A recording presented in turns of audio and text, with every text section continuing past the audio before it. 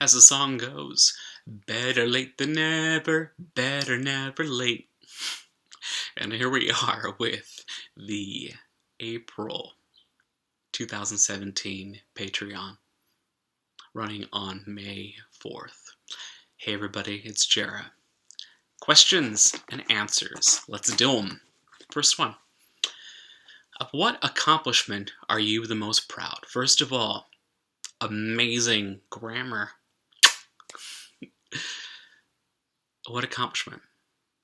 I mean, without a doubt, it would have to be Hobo, King of the Hobos, the one-man musical that took about 3.5 years overall to brainstorm, write, archive, workshop again, produce.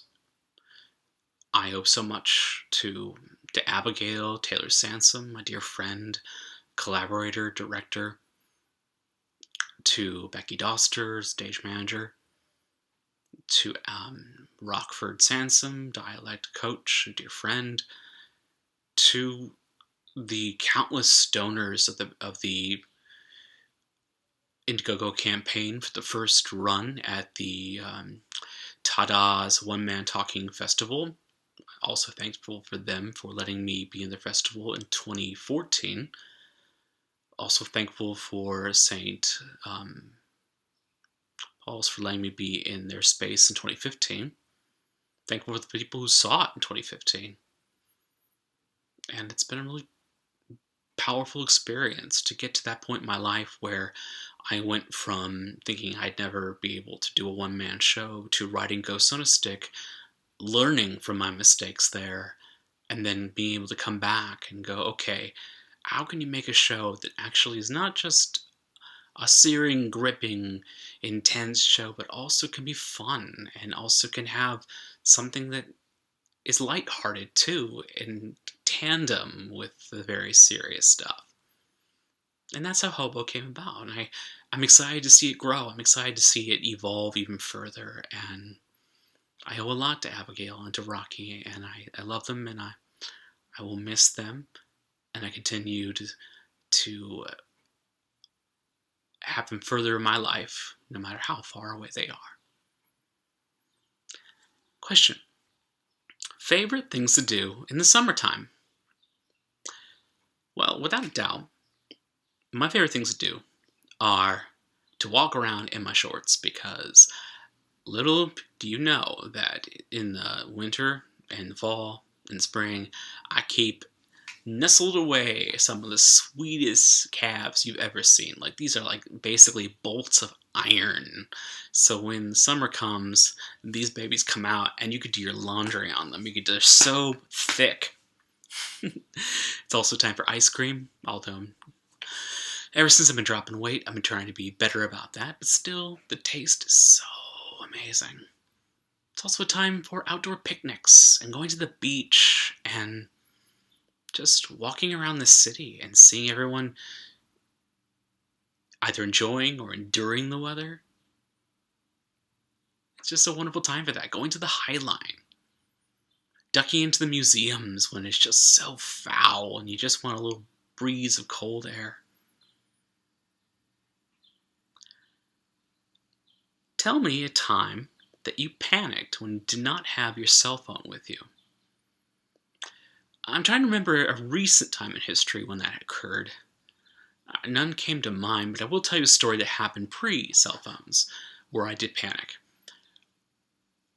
And a cell phone would have helped immensely if there was a time travel wizard. This was in, I want to say, 1990 or so. One of my dad's odd get-rich schemes or whatnot that he recruited me for. I think it was selling Tupperware or whatnot, like a knockoff Tupperware.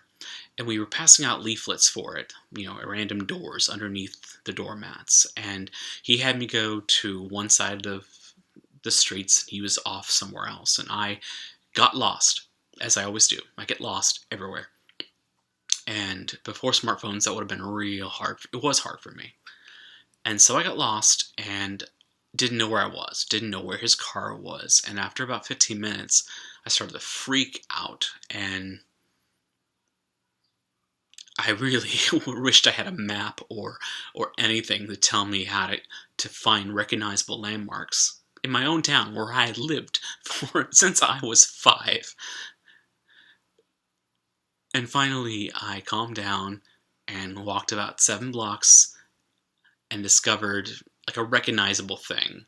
I think it was the water tower of all things of Modesto, water, wealth, contentment, health, and saw that I was in, basically the poor part of town, and managed to backtrack from there to where my dad's car was. A phone with its GPS or all the smart features would have helped immensely. What fun, quirky things do you and Stacy like to do together?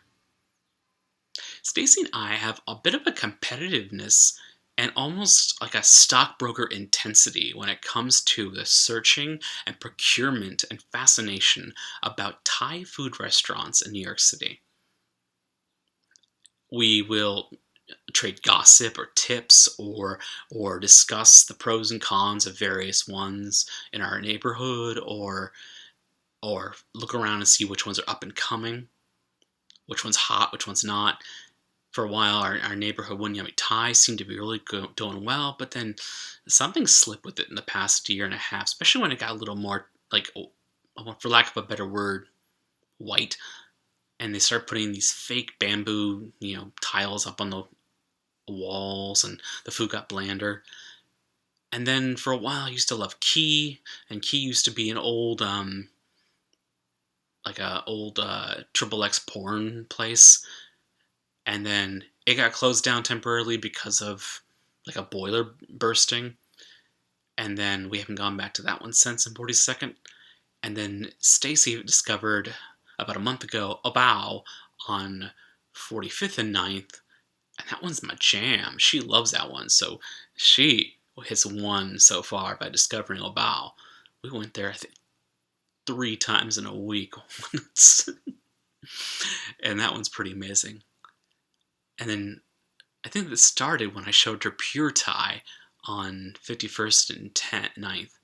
But it's been sort of a game, and it's fun. Thai food's so good in New York. I love it.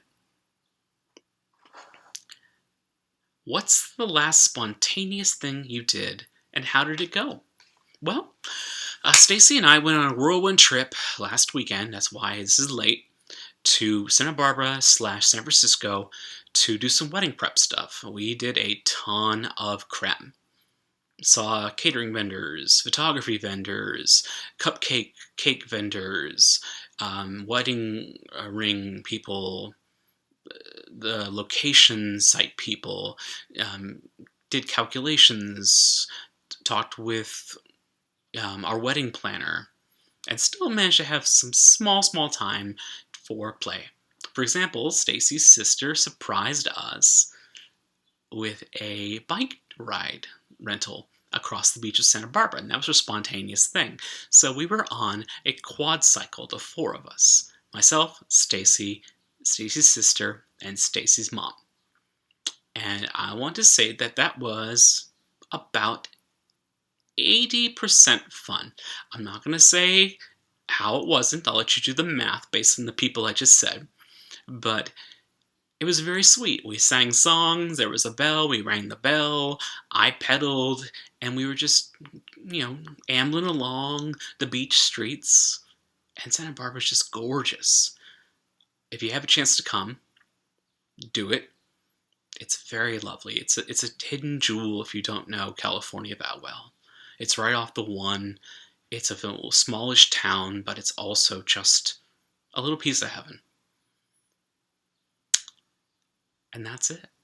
My questions for you this month. What's something you've always missed out on during the summer months that you want to do this time? And the second one, what's your favorite type of genre that you want to read during the summer that you never got a chance to? And people always say it's either a little trashy or a little lowbrow. All right, guys, have fun.